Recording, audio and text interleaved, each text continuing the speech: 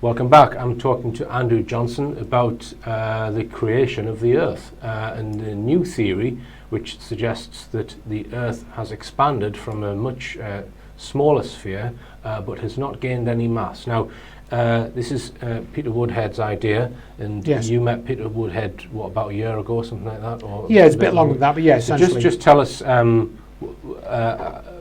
what conversations you've had with him in developing his theory. Well, this was the thing. I'd agreed with Neil Adams and Peter and James Maxwell that the Earth must have been a different size in the past. It must have increased in circumference, in radius, and so forth. And Peter wrote to me. I think he'd seen me on Rich Planet actually, and we talked about Keith Hunter, and Peter had watched that program, and that set him thinking. And then he says, "Oh, Andrew, I've got the explanation for how the Earth has expanded." And I thought, "Oh, that sounds interesting." And eventually I was able to meet up with Peter, and he sent me some of the calculations he'd been doing, because he has made some calculations, which we may talk a little bit about, although they're not essential to describing this theory. And it is a theory, but I think there is sufficient evidence to back it up that I think it is probably correct. He'd seen some research about looking out into the distant sort of distant parts of our galaxy, of the stars in our galaxy, and astronomers in Atacama, they call them the Atacama astronomers, a team in Atacama, they'd observed what they called a snow line around a star. So they had a star in the centre of this solar system, and around this they'd observed a sort of ring of frozen water. And I think this idea was mentioned in this article about this snow line around this star, that the planets were forming there. So Peter thought, well, hang on a minute then. Maybe that means that when the Earth formed, it wasn't all this hot bubbling, mass, from that was spat out of the sun or whatever, or spun off from the sun, or accreted from various rocks that were floating around, crashing into each other. Actually, what was there was primarily ice, and it was formed from a lot of ice. And then around the ice, you had the rocky layers, the heavier elements, the metallic elements, and so forth. Obviously, everything we've got now. And so that formed into a globe, and it was a smaller globe than it is now. And but essentially, it wasn't this primordial fireball. It wasn't like that. It was much cooler than that, and maybe not. A lot of it wasn't that much hotter than room temperature. And what Peter has argued was that actually the core of this ball of the Earth was actually ice, and it actually was, physically a solid block of ice. And so you had the ice in the core of the Earth. So we started off with an ice core, and then around that you had this rock and these heavier elements, including radioactive elements, for example. Everyone knows that radioactive elements are a source of heat. And so you get in that radioactive heating, and Peter's cited some articles which show that a large percentage of the heat in the Earth's crust comes from radioactive isotopes.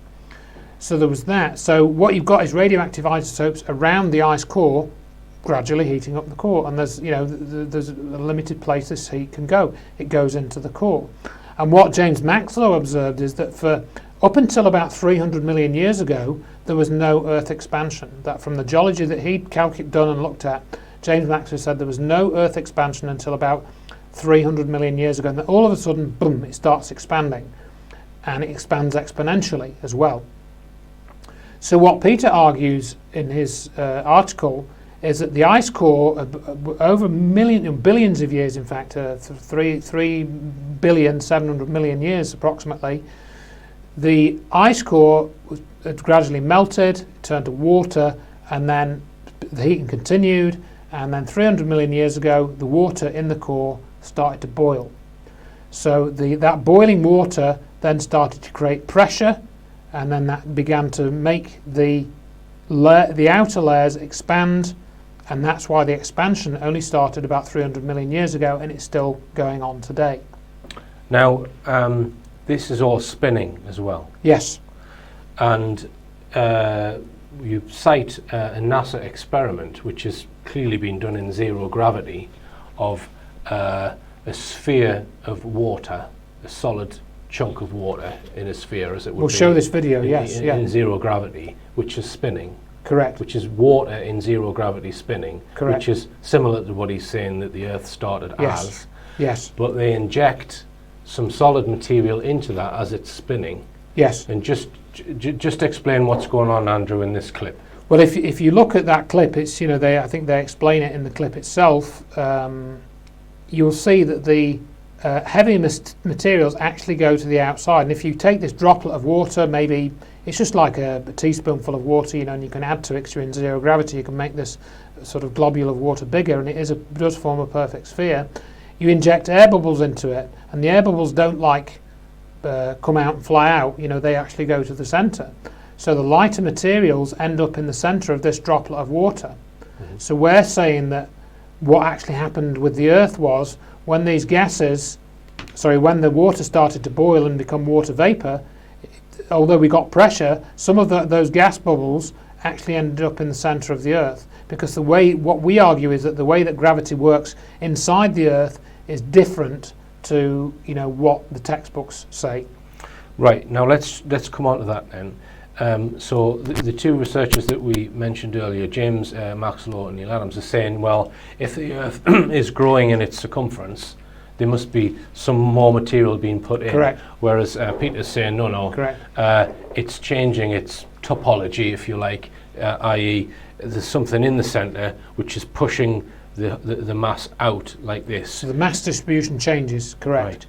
Right. Now, wouldn't you think then that the gravity would be constant when the dinosaurs are around relative to now? How does that expansion of the same piece of mass give you an increase in the amount of gravity? Because that's what we're saying, isn't it? Correct. Right. And then this is where we get on to some of what you'll find on the various physics sites, which Peter and I have looked at. Now, Peter does a bit of maths. We've got some calculations in the paper. We've calculated the volumes of the spheres that are involved in this, and we've calculated some of the masses and things like this. But we haven't, for example, the physicists will argue that this idea is just nonsense, because all the Earth's mass acts as if it's concentrated in the centre. End of this idea that gravity is different in the centre of the Earth or whatever, and you could have gases there. They say that's totally ridiculous, because the gravitational force of the outer layers prevents that from happening.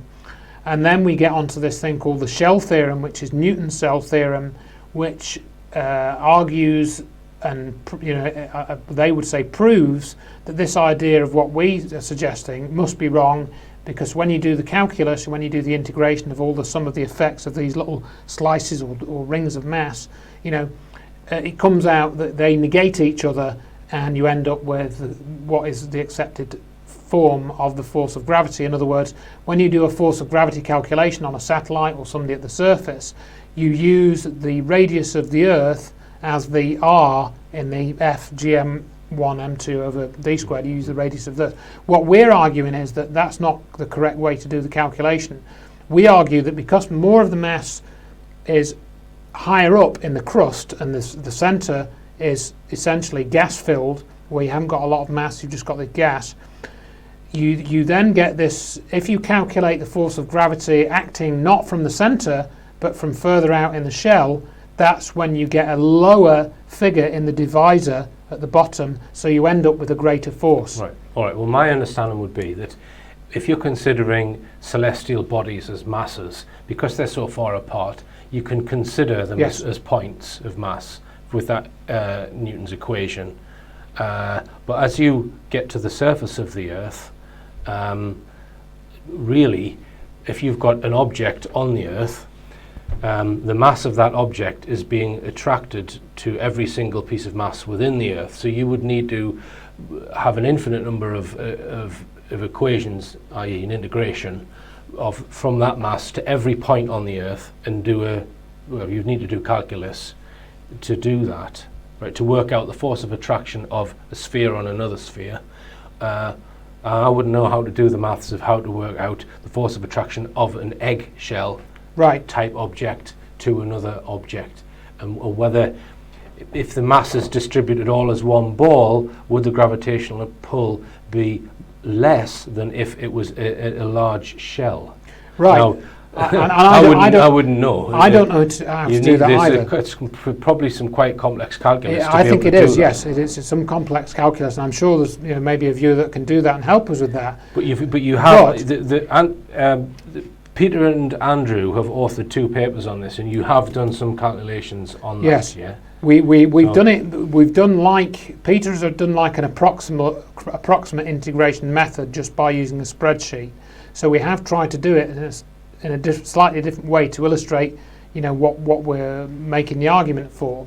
But what we, putting this calculation aside for a minute, it's well known that we do have gravitational anomalies, and they've been measured. I mean, we've cited a couple of papers. There's a paper about the different, or an article rather, about the different forces of gravity. The greatest force of gravity measured on the Earth. They did a survey 2 or 3 years ago, and they found that where the strongest force of gravity is and the weakest force of gravity is, and the weakest that they've managed to measure is 7,000 meters up a hill, I think, in Peru. And so it is well known that we have these gravitational anomalies. Now, as we were discussing earlier, Richard, my understanding, if anyone wants to correct me, that's fine, but my understanding is that that's how they prospect for oil. They look for gravitational anomalies because the different rock formations have different forces of gravity, and they can measure sort of microgravity, and that's how one of the ways in which they find oil fields. Yeah, tiny changes in the gravity. Right. Which, would you not get that with a solid Earth? Well, you would, but we would argue it's more pronounced, right, because you've got this gas-filled centre. Mm-hmm. And of course, one of the things that I haven't said with this gas-filled idea is that we've got this transition layer where we've got the gas in the centre, and we've got this what we call the boiling layer. So outside of the gas, you've still got this layer of water which is boiling away. And so what we would argue is that if we had this core of ice in the Earth's centre, and it was there from day one, basically, when it coalesced, that's where the oceans came from. In other words, when we get a crack in the crust that's sufficiently big, for example, caused by a cometary impact or some catastrophic failure of a crustal region, out comes the oceans gushing into and forms the deep oceans. Yeah, and it also explains why the continents seem to fit together. Exactly, and that is what that's why Maxlow and Neil Adams' research, they illustrate that so well, that the continents, we didn't state the obvious on this yet, but if you look at the globe, everyone's seen, as I said earlier, that the coast of Africa fits to the coast of South America. But when you do what Neil Adams has done, the continents also fit on the Pacific side as well, not just on the Atlantic side. If you go the other way, they all fit together. So it's hard to believe that they were just moving about. It's Right. suggesting that Right. they were once like that and they've gone like that. Right, and I mean, I've got an animation which I show in one of the presentations, which is the standard, what they call the Pangea model. But they say that these continents were kind of randomly floating around, crashing into one another. And if you look at their animations from some of the university website, they do actually start to look a bit ridiculous, really. Right. All right. More on this after the break.